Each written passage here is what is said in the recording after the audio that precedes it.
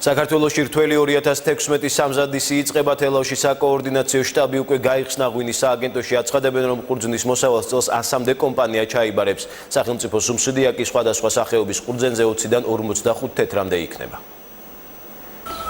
ფერმერი ავთოთუშიშვილი რთველისთვის ემზადება. ამბობს, რომ დიდ მოსავალს ელოდება და იმედი აქვს, რომ ყურძნის ჩაბარება შეძლებს. ამასთან ერთად მევენახეებისთვის მთავარი ყურძნის ფასია.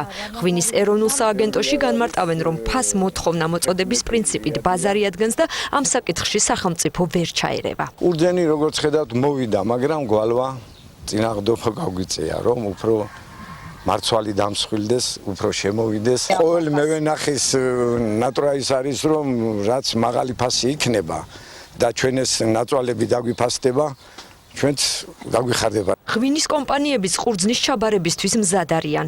მსხვილი მეღვინეები ჯერ საკუთარ ვენახებიდან მიღებული ყურძნის მოსავალს დაელოდებიან და შემდეგ გადაწყვეტენ თუ რა რაოდენობის ყურძენ შეისყიდიან გლეხისგან. ამასთანავე მეღვინეები ვარაუდობენ, რომ ყურძნის ღირებულება შარშანდელთან მიახლოვებული იქნება. თანამშრომლობთ ფერმერებთან, რომლებიც ხელშეკრულებით არიან ჩვენ გაფორმებულები და მოყავთ მაღალი ხარისხის ყურძენი. შესაბამისად, ჩვენ აუცილებლად მივიღებთ მხოლოდ და მხოლოდ მაღალი ხარისხის ყურძენს. რაღაც რადიკალური ცვლილება მოთხოვნაში არ იქნება და არც მოსავლიანობაში. შარშანდელი ფასი სავარაუდოდ შენარჩუნდება.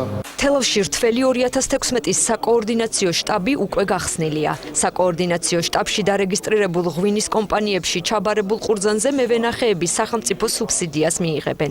კახეთის რეგიონში 1 კილოგრამი რქაწითელისთვის და კახური მწვანისთვის 45 თეთრია, 1 კილოგრამი საფერავისთვის 20 თეთრი. რაც შეეხება ღვინის მწარმოებელ კომპანიებს, ფერმერებს საშუალება აქვთ ყურძენი სასურველ კომპანიაში პირადი მოლაპარაკებების საფუძველზე ჩააბარონ.